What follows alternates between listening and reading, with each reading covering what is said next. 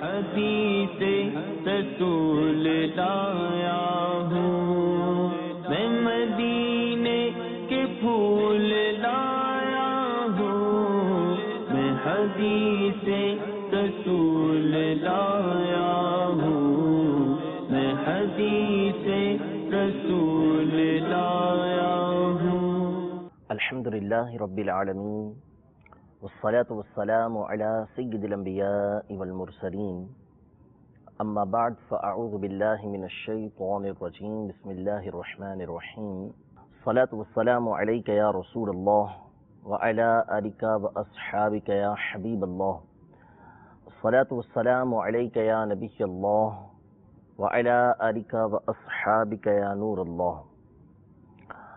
مدنی channel کے ناظرین، الحمدللہ عز و جل سلسلہ رسول اللہ صلی اللہ تعالی علیہ وآلہ وسلم کی 40 احادیث میں حاضر ہیں۔ آج کے سلسلے میں ہم انشاءاللہ تبارک و تعالی 12ویں حدیث کے حوالے سے سنیں گے، جس میں نبی کریم صلی اللہ تعالی علیہ وسلم کے فرمان کو سننے کی ہمیں سعادت حاصل ہوگی۔ انشاءاللہ تبارک و تعالی اس کے ضمن میں علماء کے لکھے ہوئے کلمات کو بھی بیان کرنے کی سعادت حاصل کی جائے گی۔ توجہ کے ساتھ سماعت فرمائیے، انشاءاللہ تبارک و تعالی علم کی کثیر باتیں حاصل ہوں گی۔ امام نووی رحمۃ اللہ تعالی علیہ فرماتے ہیں، الحدیث الثانی عشر عن ابی ہریرہ رضی اللہ تعالی عنہ عن النبی صلی اللہ علیہ وسلم قال من حسن اسلام المرء ترکہ ما لا یعنیہ حدیث حسن رواہ الترمذی وغیرہ۔ یعنی سیدنا ابو ہریرہ رضی اللہ تعالی عنہ سے روایت ہے کہ نبی کریم صلی اللہ تعالی علیہ وآلہ وسلم نے ارشاد فرمایا، آدمی کے بہترین اسلام میں سے، اسلام کی بہترین باتوں میں سے یہ بھی ہے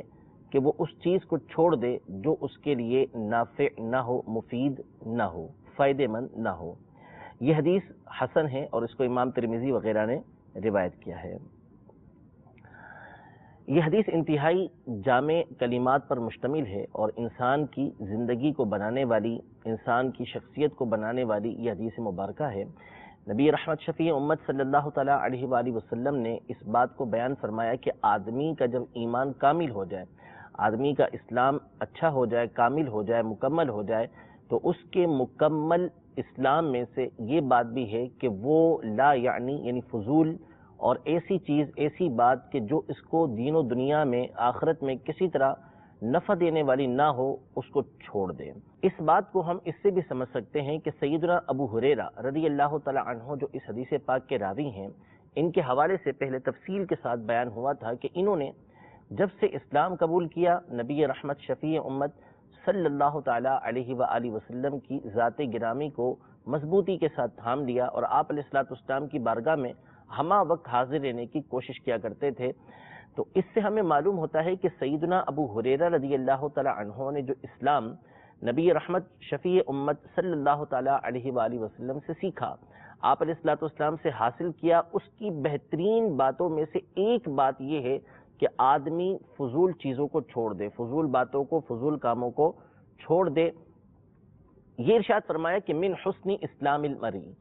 آدمی یعنی اس میں آدمی سے مراد مرد بھی شامل ہے اور عورت بھی شامل ہے، کہ جو بھی شخص ہے، ایک شخص کامل جو ہے، اس کے ایمان میں سے، اس کے بہترین اسلام میں سے یہ ہے کہ وہ فضول اور لا یعنی باتوں کو چھوڑ دے۔ یہاں پر یہ ارشاد فرمایا کہ اس کے بہترین اسلام میں کی جو باتیں ہیں ان میں سے ایک یہ ہے، تو اس سے اس بات کی طرف اشارہ ہوتا ہے کہ اسلام کے محاسن، اسلام کی بہترین باتیں بہت ساری ہیں، جن میں سے ایک یہ بات بھی ہے کہ بندہ لا یعنی اور فضول باتوں کو ترک کر دے، فضول باتوں کو چھوڑ دے۔ یہ ارشاد فرمایا کہ ترکہ ما لا یعنیہ، ان باتوں کو چھوڑ دے کہ جو اس کے لیے غیر مفید ہیں۔ عمومی طور پر یہاں جو لا یعنی لفظ استعمال ہوا ہے، اس سے مراد لیا جاتا ہے فضول گفتگو کو، ایسی گفتگو کہ جو فضول ہو، نفع دینے والی نہ ہو۔ لیکن یہ حدیث پاک صرف زبان کے حوالے سے خاص نہیں ہے، بلکہ اس میں اور تمام کے تمام معاملات شامل ہیں، چاہے وہ آدمی کے دنیاوی معاملات میں سے ہو، چاہے وہ دینی معاملات میں سے ہو، چاہے وہ اس کے اخروی معاملات میں سے ہو، کسی طرح کا معاملہ ہو، تمام معاملات کے حوالے سے یہ حدیث پاک شامل ہے۔ ہر معاملے کے بارے میں یہ حدیث پاک رہنمائی کرنے والی ہے۔ البتہ عمومی طور پر ہوتا یہ ہے کہ جو لا یعنی باتیں ہوتی ہیں وہ زبان سے ہی کی جاتی ہیں. لا یعنی سے مراد وہ چیز کہ جو انسان کے لیے نہ تو گناہ کا سبب ہو اور نہ ہی اس کے لیے کسی طرح کا فائدہ ہو. یہاں پر گفتگو گناہ سے متعلق نہیں ہے کہ کوئی گناہ والی بات چھوڑنے کی بات کی جا رہی ہو. گناہ کو چھوڑنا تو ایک الگ ہی چیز ہے. یہاں پہ بات اس چیز کی جا رہی ہے کہ جو گناہ سے ہٹ کر ہے، یعنی وہ گناہ نہیں ہے لیکن اس کا کوئی فائدہ نہیں ہے. تو آدمی کوئی گفتگو کرتا ہے تو اس کی گفتگو کی مختلف صورتیں ہوتی ہیں. بعض صورتوں میں تو وہ گناہ والی گفتگو کر رہا ہوتا ہے، مثلا کسی کو گالی دے رہا ہے، جھوٹ بول رہا ہے، غیبت کر رہا ہے، چغلی کر رہا ہے. تو یہ تمام کی تمام چیزیں تو گناہ کی بن جاتی ہیں. وہ یہاں پر مراد نہیں ہے، وہ ایک الگ کلام ہے. یہاں پر اس سے مراد وہ ہے کہ جس میں گناہ نہ ہو لیکن آدمی کو وہ چیز نفع دینے والی بھی نہ ہو. احادیث طیبہ میں بھی خاص طور پر اس بات کی طرف اشارہ ہوتا ہے کہ زبان کے حوالے سے لا یعنی گفتگو نہ کریں. احادیث طیبہ ذکر کرنے سے پہلے میں امام غزالی رحمۃ اللہ تعالی علیہ کا ایک کلام آپ کی بارگاہ میں عرض کرتا ہوں کہ جو انسان کے لیے انتہائی مفید ہے اور اس سے ہمارے سامنے احادیث طیبہ کا معنی بھی واضح ہوگا. کہ امام غزالی رحمۃ اللہ تعالی علیہ فرماتے ہیں کہ یہ لا یعنی گفتگو سے منع فرمایا گیا، اس سے مراد وہ گفتگو کہ جس میں انسان کے لیے گناہ کا سبب نہ ہو اور وہ انسان کے لیے کسی طرح کے فائدے کا سبب بھی نہ ہو. فرماتے ہیں کہ اس کی مثال ایسے ہے، لا یعنی فضول چیز وہ ہے کہ بندہ اگر گفتگو میں مبتلا ہوتا ہے، اب ایسی گفتگو کر رہا ہے کہ جس کی بنیاد پر اس کو گناہ تو نہیں مل رہا لیکن اپنا وقت وہ ان کاموں میں لگا رہا ہے کہ جس کی وجہ سے وہ اپنی آخرت کا نقصان کر رہا ہے. مثلا اس نے 15 سے 20 منٹ یا آدھا گھنٹہ 1 گھنٹہ اپنے کسی دوست سے فضول گپ شپ لگائی جس میں جھوٹ غیبت چغلی وغیرہ نہیں تھی لیکن اس کا کوئی فائدہ نہیں تھا. اب اگر یہی وقت وہ اللہ تبارک و تعالیٰ کی رضا کے کاموں میں لگا لیتا، اللہ تبارک و تعالیٰ کے ذکر و اذکار میں لگا لیتا، اللہ تبارک و تعالیٰ کا ذکر کرتا، نبی کریم صلی اللہ تعالیٰ علیہ وآلہ وسلم پر درود پاک پڑھتا، تو اب اس ہر کلمے کے بدلے وہ سبحان اللہ کہہ رہا ہے، اس کے لیے جنت کے اندر درخت لگ رہا ہے. وہ الحمدللہ کہہ رہا ہے، اس کے لیے جنت میں درخت لگ رہا ہے. وہ لا الہ الا اللہ کہہ رہا ہے، جنت میں درخت لگ رہا ہے. وہ اللہ اکبر کہہ رہا ہے، اس کے لیے جنت میں درخت لگ رہا ہے. وہ لا حول ولا قوت الا باللہ کہہ رہا ہے، اس کے لیے جنت میں درخت لگ رہا ہے. اس کو عرش کے خزانوں میں سے خزانے مل رہے ہیں. شفیع امت صلی اللہ تعالیٰ علیہ وسلم پر درود پاک پڑھ رہا ہے، اللہ تبارک و تعالیٰ کی رحمتیں اس پر نازل ہو رہی ہیں. تو اس نے جو فضول گفتگو کی، اگر اپنی اس فضول گفتگو کو چھوڑ کر وہ اللہ تبارک و تعالیٰ کے اس ذکر کے اندر لگ جاتا، نبی کریم صلی اللہ تعالیٰ علیہ وسلم پر درود پاک پڑھنے میں لگ جاتا، تو نتیجہ یہ نکلتا کہ اس کی آخرت یہ اس کے لیے فائدہ مند ہو جاتی. تو اس سے معلوم ہوا کہ بندہ جب اپنے آپ کو لا یعنی کاموں میں لگاتا ہے، فضول کاموں میں لگاتا ہے، تو پھر جو کام کے کام ہوتے ہیں وہ رہ جاتے ہیں. یعنی اگر یہ 1 گھنٹہ لا یعنی کاموں کے اندر نہ لگاتا، فضول گفتگو میں اپنے آپ کو نہ لگاتا، تو کام کا کام ہو جاتا اور اس کی آخرت سنورتی چلے جاتی. تو لہذا خصوصی طور پر اپنی زبان کو ان تمام کاموں کے اندر لگانا ضروری ہے کہ جس کے ذریعے سے ہم اپنی آخرت کو بہتر کر سکیں اور دنیا کو بھی بہتر کر سکیں. لیکن دنیا کو بہتر کرنے میں بندے کی نیت یہ ہو کہ اس کے ذریعے سے میں آخرت کو بہتر بناؤں گا. اب جیسے میں نے ایک مثال دی اس کی کہ فضول گفتگو کی، اپنے دوست کے ساتھ گپ شپ لگا رہا ہے اور اس کا نتیجہ یہ نکلا کہ وہ اتنی دیر ذکر و اذکار سے محروم رہا. اس کی ایک مثال تو یعنی اس کو یوں سمجھ لیجئے کہ اہل جنت جب جنت کے اندر داخل ہوں گے تو انہیں کسی چیز کا غم نہیں ہوگا، کسی چیز کا دکھ نہیں ہوگا، کہ جنت غم کی جگہ ہے ہی نہیں، وہاں پر خوشی ہی خوشی ہے. لیکن اہل جنت کو اس بات کا افسوس ہوگا کہ دنیا میں وہ گھڑیاں، وہ لمحات کہ جو انہوں نے بغیر اللہ تبارک و تعالیٰ کے ذکر کے گزاری تھیں، اس پر ان کو افسوس ہوگا کہ کاش ہم اس میں بھی اللہ تبارک و تعالیٰ کا ذکر کرتے تو آج ہمارے مرتبے مزید بلند ہوتے. تو اس لیے اس بات کی اہمیت ہمارے سامنے واضح ہوتی ہے. البتہ اگر بندے کی نیت اچھی ہے، مثلا کوئی پڑھنے والا شخص ہے جو بکثرت علم دین حاصل کر رہا ہے، اب علم دین حاصل کرتے کرتے کرتے وہ تھک گیا، جس کی بنیاد پر اپنے دماغ کو فریش کرنے کے لیے، دل کو تر و تازہ کرنے کے لیے وہ اپنے کسی دوست سے گفتگو کرتا ہے، ایسی گفتگو کرتا ہے کہ جس کے ذریعے سے اس کو لطف حاصل ہوتا ہے، اس کا دل جو ہے وہ مطمئن ہوتا ہے تاکہ وہ دوبارہ دین کے کاموں کی طرف لگ سکے، اللہ تبارک و تعالیٰ کی رضا والے کاموں میں لگ سکے. تو اب اس کا یہ گفتگو کرنا بھی لا یعنی نہیں رہے گا بلکہ مفید ہو جائے گا. تو ایک نیت نے اس عمل کو اچھا کر دیا، لہذا وہ عمل جو لا یعنی تھا اب جو ہے وہ با معنی ہو گیا کہ اب وہ گفتگو کر رہا ہے تو اس کی وجہ سے اس کے دین کے کاموں میں اس کو تقویت حاصل ہو رہی ہے. اب وہ گفتگو کرے گا تو یہ کام اس کے لیے، یہ گفتگو کرنا بھی اس کے لیے باعث ثواب ہو جائے گا. تو بہرحال زبان کو لا یعنی باتوں سے بچانا یہ انتہائی ضروری ہے. اس کی مزید تفصیل اگر آپ پڑھنا چاہتے ہیں تو امیر اہل سنت کا رسالہ خاموش شہزادہ کا آپ مطالعہ فرمائیں. آپ کو معلوم ہوگا کہ زبان کو محفوظ رکھنے کے کتنے فوائد ہیں اور زبان کو فضول کاموں میں لگانے، زبان سے فضول گفتگو کرنے کے کتنے نقصانات ہیں. نبی رحمت شفیع امت صلی اللہ تعالیٰ علیہ وسلم کی حدیث مبارکہ ہے. سیدنا امام حسین رضی اللہ تعالیٰ عنہ روایت کرتے ہیں، مسند احمد میں یہ حدیث پاک ہے. ارشاد فرمایا کہ ان من حسن اسلام المرء قلت الکلام فیما لا یعنیہ، یعنی آدمی کے بہترین اسلام میں سے یہ ہے، اسلام کی بہترین باتوں میں سے یہ ہے کہ اس کا کلام کم ہونا چاہیے ان چیزوں کے اندر کہ جو لا یعنی ہیں. فضول گفتگو میں اس کا کلام ہونا ہی نہیں چاہیے، ہو تو بالکل معمولی سا ہو، جس کی بھی حاجت ہو تو وہ کلام وہ کرے. یعنی اپنی زبان کو جتنا زیادہ وہ بچائے گا یہ اس کے اسلام کی بہترین باتوں میں سے ایک بات ہوگی. ایک اور حدیث پاک کے اندر ہے کہ سیدنا عبداللہ بن مسعود رضی اللہ تعالی عنہ روایت کرتے ہیں کہ ایک شخص بارگاہ رسالت میں حاضر ہوا اور عرض کی کہ یا رسول اللہ صلی اللہ تعالی علیہ وسلم، میں اپنی قوم میں ایک ایسا شخص ہوں کہ جس کی اطاعت و فرما برداری کی جاتی ہے، یعنی میں اپنی قوم کو جس بات کا حکم دوں گا وہ اس کے پیچھے چلیں گے. آپ مجھے اس کیا حکم دیتے ہیں ان کے بارے میں کہ میں ان کو کیا حکم دوں؟ تو حضور علیہ الصلوۃ والسلام نے فرمایا کہ مرہم بافشاء السلام، اپنے قوم والوں کو، اپنے قبیلے والوں کو اس بات کا حکم دو کہ وہ سلام کو عام کریں. وقلت الکلام الا فیما یعنیہم، یعنی اپنی گفتگو کو کم کر دیں، صرف اور صرف اس میں گفتگو کریں کہ جو ان کے لیے مفید ہو، لا یعنی گفتگو نہیں ہونی چاہیے. ایک اور حدیث مبارکہ میں جو سید ابن حبان کی حدیث پاک ہے اور سیدنا ابو ذر غفاری رضی اللہ تعالی عنہ نبی کریم صلی اللہ تعالی علیہ وآلہ وسلم سے اس حدیث پاک کو روایت کرتے ہیں کہ نبی رحمت شفیع امت صلی اللہ تعالی علیہ وآلہ وسلم نے ارشاد فرمایا کہ کان فی صحف ابراہیم علیہ السلام، کہ حضرت سیدنا ابراہیم علی نبینا و علیہ السلام کے جو صحیفے تھے، جو اللہ تبارک و تعالی نے آپ پر صحیفے نازل فرمائے تھے، ان نصیحت کی باتوں میں سے یہ بات بھی تھی کہ وعلی العاقل ما لم یکن مغلوبا علی عقلہ ان تکون لہ ساعۃ، یعنی جو عقل مند ہے، جو سمجھدار ہے، جب تک اس کی عقل کے اوپر کوئی چیز غالب نہ آ جائے، یعنی اس کی عقل مغلوب ہو جائے، عقل پر کسی چیز کا غلبہ نہ ہو جائے، اس وقت تک اس پر لازم ہے کہ اس کے لیے کچھ گھڑیاں ہونی چاہیے.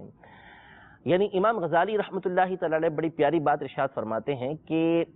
ہر کام کے لیے ایک وقت مقرر کر لو اور ہر وقت کے لیے کام مقرر کر لو. یعنی ہر وقت کے لیے ایک کام ہوگا تو اس وقت کے اندر ہم نے وہ کام کرنا ہے. میں نے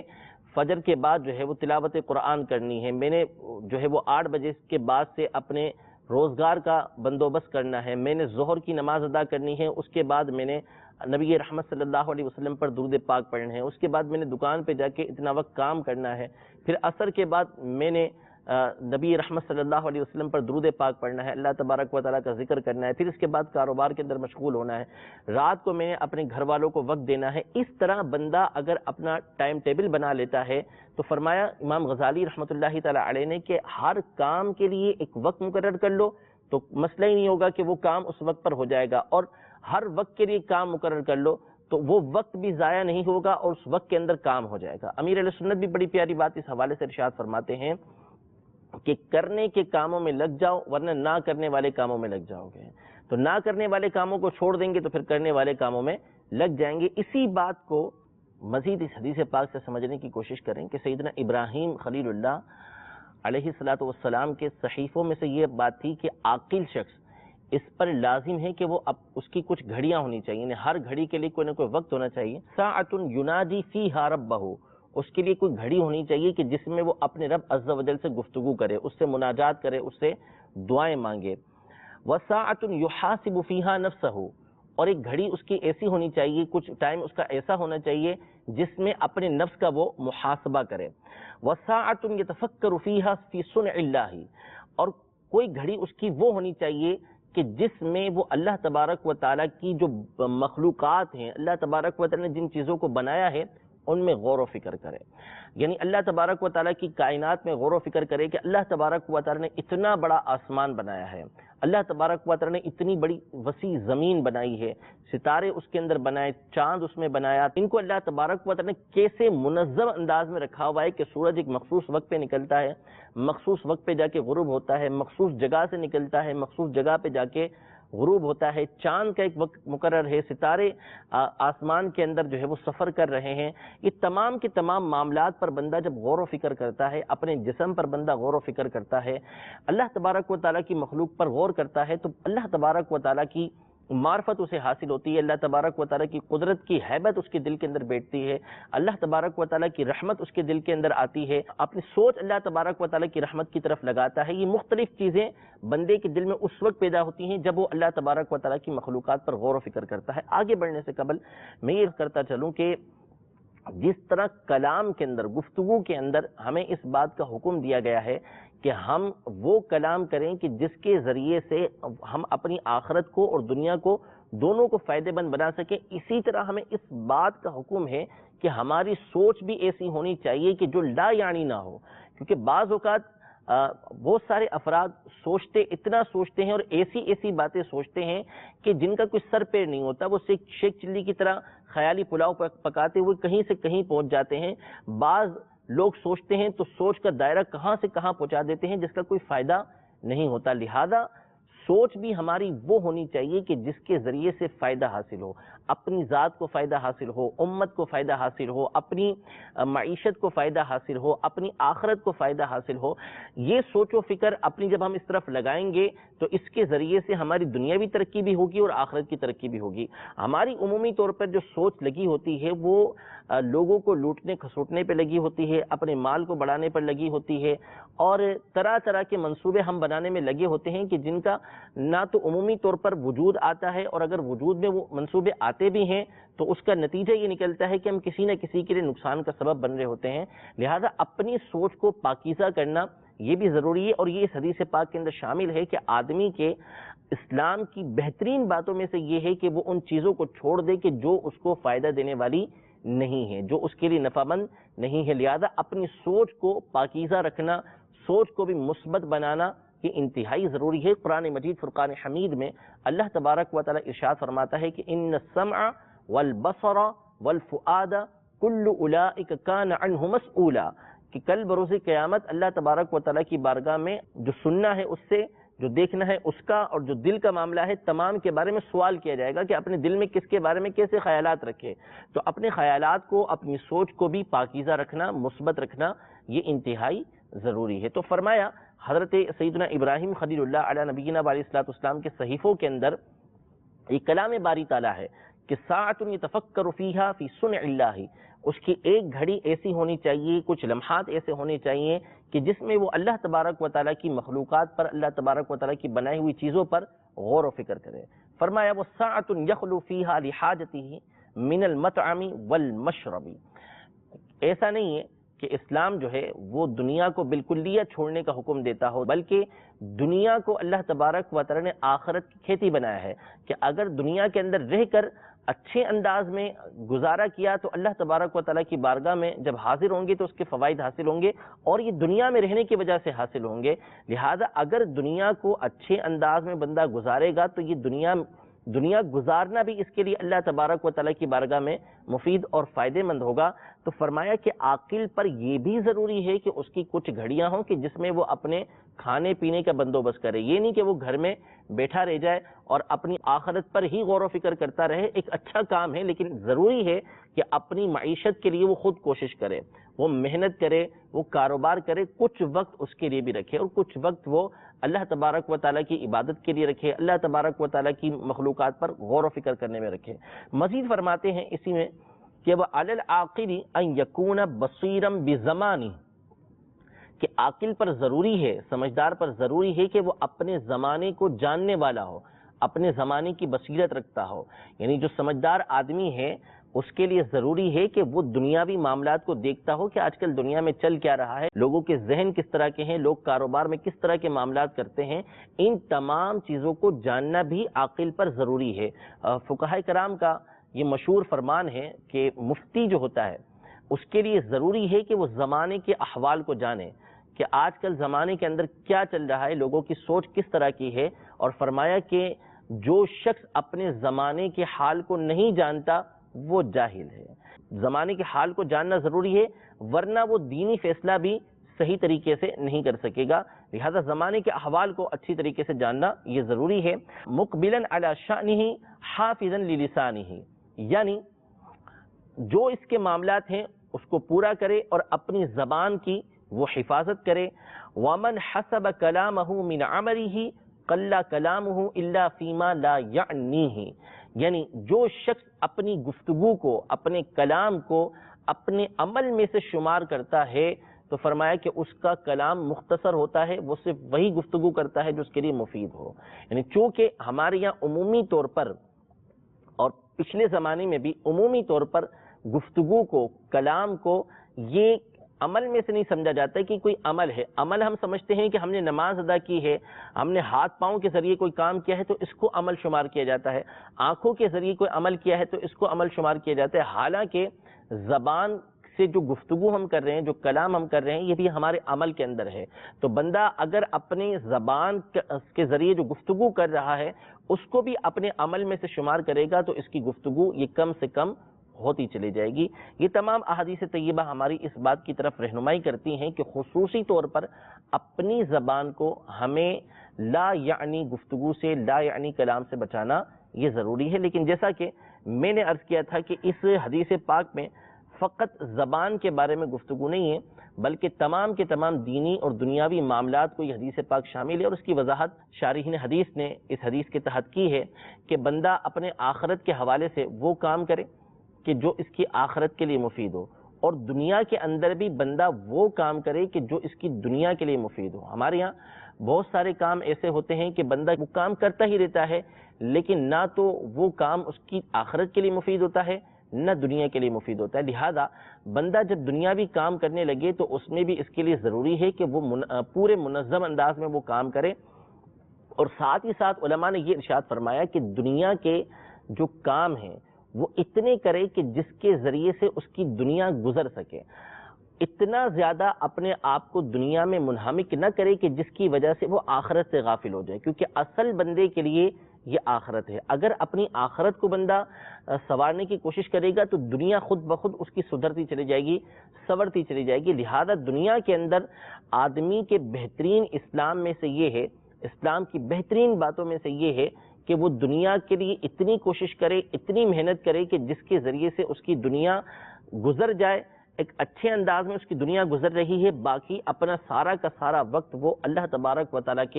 کی رضا والے کاموں میں کرے، کیونکہ اصل جو چیز ہے بندے کے لیے وہ آخرت ہے۔ اگر